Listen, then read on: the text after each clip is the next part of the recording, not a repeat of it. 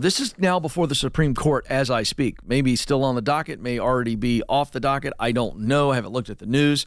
But this is based around the case of Gerald Groff, who is a U.S. Postal Service employee who has, for many, many years, requested to spend his Sundays off. He'll work extra hours other days, work holidays for others, but he does not want to work on Sundays. He wants to observe the Sabbath based on his religious beliefs and convictions.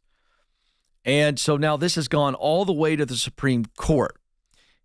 And there are a lot of people watching this because of not just the actual 1977 Supreme Court ruling that this is going to be taking on, but also what could this conservative Supreme Court do? How will it affect the workplace as it relates to, well, I am asking for this based on my religious beliefs. So let's just give you the context for this as we watch this, and then I'll give you some areas to be paying attention to and how it could affect you and the workplace.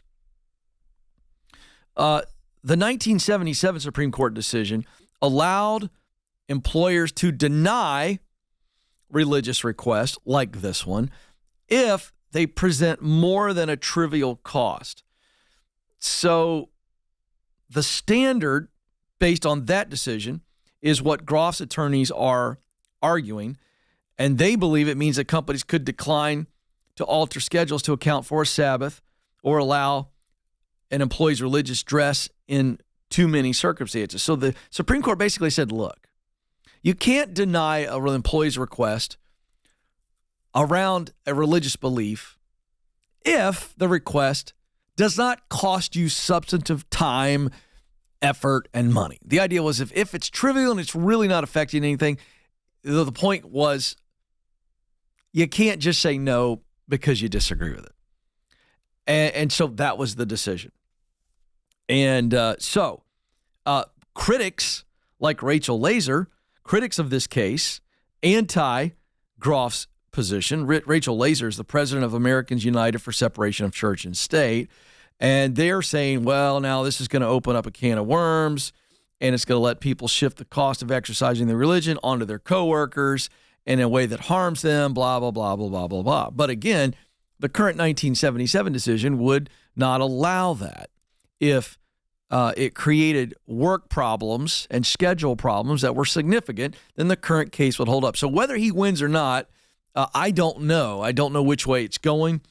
But I think there's a middle ground here where, someone wants to observe the Sabbath, and as a leader, you can figure out the schedule.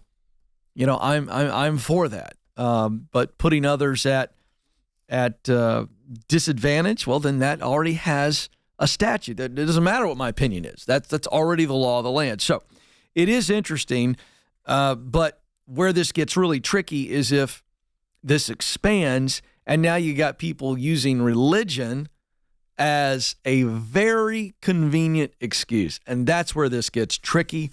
We will watch this and keep an eye on it. Quick comment on the separation of church and state for my growing audience. I'm not going to give an opinion here as much as state a fact, and I would encourage you to go do your research. Go research the actual U.S. Constitution. Here's my homework assignment if you'd like to dive into this more.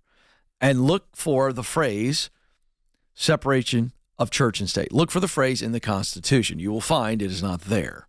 The concept comes from a letter that Thomas Jefferson wrote to John Leland, who was a traveling pastor who had been jailed for being a Baptist, if you can believe that, in Virginia in the 1700s.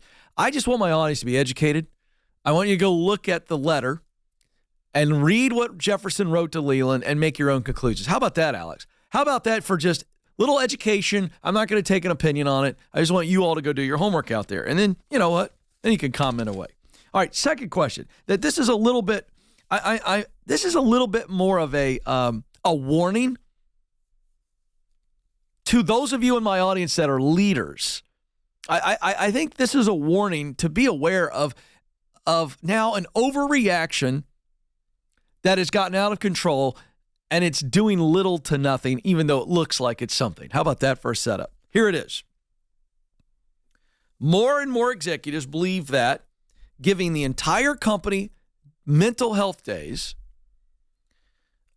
is what is needed to retain and attract employees in this, let's call it now, if we look at 2021, we're talking about a 2-year period, 2 years plus, of high volume of people quitting their job every month. It's about 4+ million that's still holding steady or just changing jobs like this. It's just musical chairs. Okay? And so executives are rightfully going, what's going on? What do we need to do to retain and attract workers? Well, mental health has become the buzzword.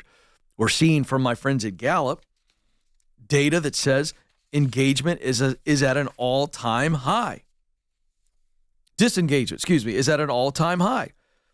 And this is what Gallup said. Now, I want you to track this. Gallup's going disengagement's at historic highs, and the reason is people don't feel cared for at work. They're stressed out of their mind because they're overworked. They are passed over. They are not valued, undervalued is what we're talking about here. And so they're stressed out and they want to leave. So what do a bunch of executives think we need to do? Mental health days. Company-wide. The whole company just takes off and we get mentally healthy. Sounds great, doesn't it? Early on, Alex, I said some of these things are good, but now it's gotten out of control. Now we're coming up with on-site respite rooms.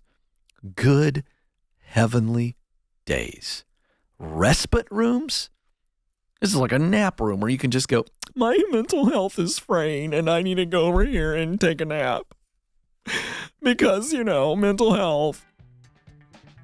It's gotten out of control, folks. You know what it is now? It's an arms race. Here's what leaders aren't doing.